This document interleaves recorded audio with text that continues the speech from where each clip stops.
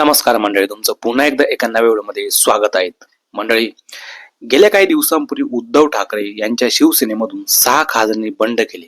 त्यांनी उद्धव ठाकरेंची साथ सोडली व एकनाथ शिंदे यांच्या शिवसेनेमध्ये प्रवेश केला व एकनाथ शिंदे यांच्या गटामध्ये ते जाऊन बसले. हा एक उद्धव ठाकरे व त्यांच्या शिवसेनेसाठी जबर धक्का मानला जात होता. असे असतानाच आता पुन्हा एक मोठा धक्का उद्धव ठाकरे यांच्या पक्षाला व स्वतः उद्धव ठाकरे यांना देखील आता बसलेला आहे. आणि तो म्हणजे ज्या 6 खासदारांनी त्यावेळेस बंड केले त्या 6 खासदारांच्या विलीनीकरणाला अखेर मंजुरी देण्यात आलेली आहे. लोकसभा अध्यक्षांच्या परवानगीने ही मंजुरी मिळालेली आहे. एक पत्रक काढण्यात आले व त्यानंतर ही मंजुरी मिळालेली आहे. आता हा एक शिवसेना उद्धव ठाकरे गटासाठी देखील जबर धक्का मानला जात आहे. यावरती आता पहिली प्रतिक्रिया राज्याचे उपमुख्यमंत्री एकनाथ शिंदे यांनी दिली आहे. एकनाथ शिंदे काय म्हणाले ती सविस्तर माहिती आपण या व्हिडिओमध्ये बघणार आहोत.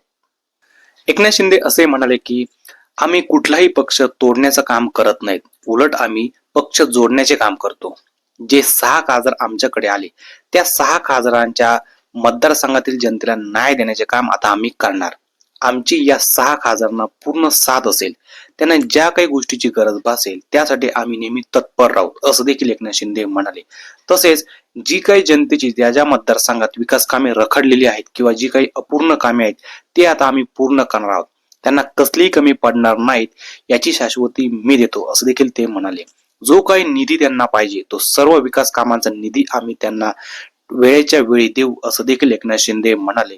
व आमची या 6 खासदारातील सर्व जनतेला देखील पूर्ण साथ असेल, असं देखील एकनाथ शिंदे म्हणाले.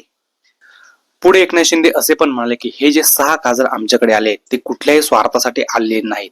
या 6 खासदारांना निधी आम्ही देणार म्हणजे देणार. आणि या सर्वांची मी म्हणजे एकनाथ शिंदे यांनी खुद्द अमित शहा या सर्वांची भेट देखील घालून दिलेली आहेत, हे देखील सांगायला एकनाथ शिंदे विसरलेले नाहीत. त्यामुळं ही जी विलीनीकरणाला मंजुरी मिळाली याबद्दल आपलं मत देखील नक्की व्यक्त करा. व्हिडिओ आवडले असेल तर जास्तीत जास्त लाईक करा, जास्तीत जास्त शेअर पण नक्की करा. भेटूया पुढच्या व्हिडिओमध्ये. धन्यवाद.